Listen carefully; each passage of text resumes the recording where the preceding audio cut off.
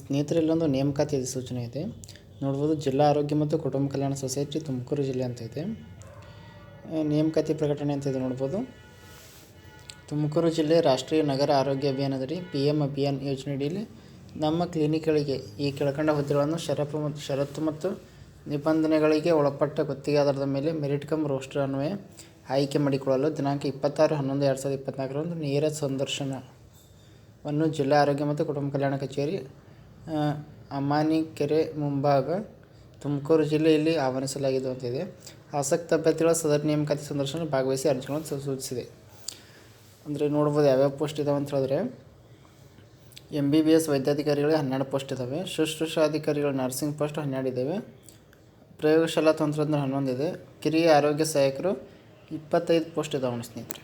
ಕಿರಿಯ ಆರೋಗ್ಯ ಸಹಾಯಕರು ಅಂದರೆ ಇದು ಹೆಲ್ತ್ ಇನ್ಸ್ಪೆಕ್ಟರ್ ಅಂತ ಕೋರ್ಸ್ ಮಾಡಿರ್ತಾರೆ, ಪ್ಯಾರಾಮೆಡಿಕಲ್ ಬರುವಂಥ 25 ಪೋಸ್ಟ್ ಇದ್ದಾವೆ. ಯಾರ್ಯಾರು ಇದಕ್ಕೆ ಎಲಿಜಿಬಲ್ ಇದ್ದಾರೆ ಅಲ್ಲಿ ಅಪ್ಲಿಕೇಶನ್ ಹಾಕಿ ವಿಡಿಯೋ ನಿಮ್ಮ ಸ್ನೇಹಿತರು ಕೂಡ ಶೇರ್ ಮಾಡಿ. ತುಮಕೂರು ಜಿಲ್ಲೆ ಸಮೀಪ ಇರುವಂಥವ್ರಿಗೆ ಅವಕಾಶ ಇದೆ. ಇಲ್ಲಿ NHM ಅಡಿ ಅಲ್ಲಿ ಅಂದರೆ ಗುತ್ತಿಗೆ ಆಧಾರದ ಮೇಲೆ ಇರ್ತದೆ. ಇದು ನಮ್ಮ ಕ್ಲಿನಿಕ್ಗಳಿಗೆ ಇಲ್ಲಿ ನೇಮಕಾತಿ ಮಾಡ್ಕೋತಾ ಇದ್ದಾರೆ ನೋಡ್ಬೋದು. MBBS ಶೈಕ್ಷಣಿಕ ವಿದ್ಯಾರ್ಥಿ ಕಡ್ಡಾಯವಾಗಿ MBBS ಉತ್ತೀರ್ಣರಾಗಿರ್ಬೇಕು, ಕಡ್ಡಾಯವಾಗಿ ಇಂಟರ್ನ್ಶಿಪ್ ಆಗಿರ್ಬೇಕು ಹಾಗೂ KMC ರಿಜಿಸ್ಟ್ರೇಷನ್ ಆಗಿರ್ಬೇಕಾಗುತ್ತೆ. ಸಂಬಂಧಪಟ್ಟ ವಿಶ್ವವಿದ್ಯಾಲಯದ ಕನ್ವೊಕೇಶನ್ ಡಿಗ್ರಿ ಸರ್ಟಿಫಿಕೇಟ್ ಹೊಂದಿರಬೇಕು. ಕೊಟ್ಟಿರ್ತಾರೆ ಅವ್ರಿಗೆ ಕಾಮನಾಗಿ. ಮತ್ತು ವಯೋಮಿತಿ 70 ವರ್ಷ ಮೀರಿರಬಾರ್ದಂತಿದೆ.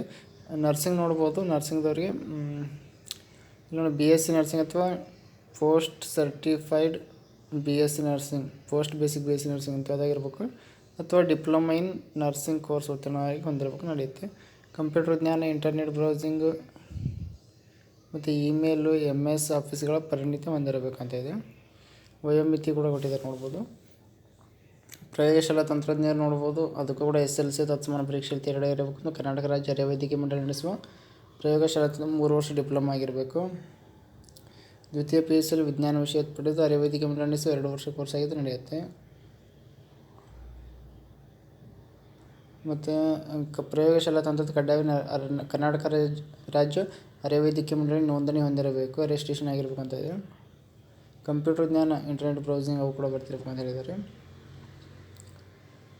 ಕಿರಿಯ ಆರೋಗ್ಯ ಸಹಾಯಕರು ಶೈಕ್ಷಣಿಕ ವಿದ್ಯಾರ್ಥಿ ಅದು SLC ತತ್ಸಮಾನ ಪರೀಕ್ಷೆ ತೇರ್ಗಡೆಯಾಗಿ ಮತ್ತು ಕರ್ನಾಟಕ ರಾಜ್ಯ ನಡೆಸುವ ಆರೋಗ್ಯ ಮತ್ತು ಕುಟುಂಬ ಕಲ್ಯಾಣ ಇಲಾಖೆಯಿಂದ ವಿವಿಧ ಮೂಲ ಆರೋಗ್ಯ ಕಾರ್ಯಕರ್ತರ ತರಬೇತಿ ಇದೊಂದು ಇರಬೇಕು. ಇಲ್ಲಂದರೆ ಪ್ಯಾರಾಮೆಡಿಕಲ್ ಆಗಿದ್ದು ನಡೆಯುತ್ತೆ. ಡಿಪ್ಲೊಮಾ ಇನ್ ಹೆಲ್ತ್ ಇನ್ಸ್ಪೆಕ್ಟರ್ ಆಗಿದ್ದು ನಡೆಯುತ್ತೆ. ಹುದ್ದೆಗಳ ವರ್ಗೀಕರಣ ಈ ಥರ ಇದೆ ನೋಡ್ಕೋಬೋದು ನೀವು.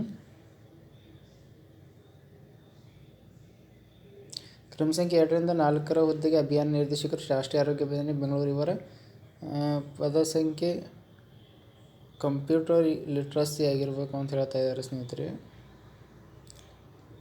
ಕಿಯೋನಿಕ್ಸ್ನವರು ನಡೆಸುವ ಅಥವಾ ಸರ್ಕಾರದಿಂದ ಮಾನ್ಯತೆ ಪಡೆದ ಸಂಸ್ಥೆಗಳಲ್ಲಿ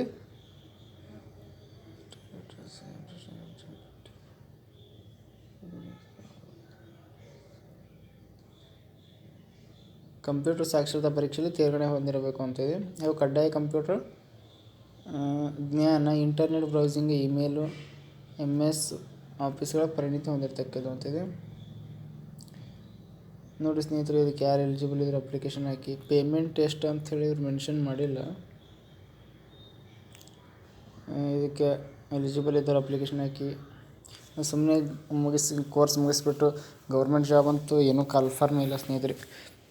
ಹೆಲ್ತ್ ಡಿಪಾರ್ಟ್ಮೆಂಟಲ್ಲಿ ಸುಮ್ಮನೆ ಖಾಲಿ ಕೊಡೋ ಬದಲು ಎಲ್ಲಿವರೆಗೆ ಇರುತ್ತೋ ಅಲ್ಲಿವರೆಗೆ ಇಂಥವನ್ನ ನೀವು ಪ್ರೈವೇಟಲ್ಲಿ ಮಾಡೋಕ್ಕಿಂತ ಇಲ್ಲಿ ಮಾಡಿದ್ರೆ ಒಂದು ಸ್ವಲ್ಪ ನಿಮ್ಗೆ ಮತ್ತೇನಾದ್ರು ಅವಕಾಶ ಸಿಗುತ್ತೆ ಅಂತ ಅಂದ್ಕೊಳ್ತೀನಿ. ಈ ವಿಡಿಯೋ ನಿಮ್ಮ ಸ್ನೇಹಿತರಿಗೆ ಶೇರ್ ಮಾಡಿ, ಹಾಗೆ ನಮ್ಮ ಚಾನಲ್ನ ಸಬ್ಸ್ಕ್ರೈಬ್ ಮಾಡ್ಕೊಳ್ಳಿ.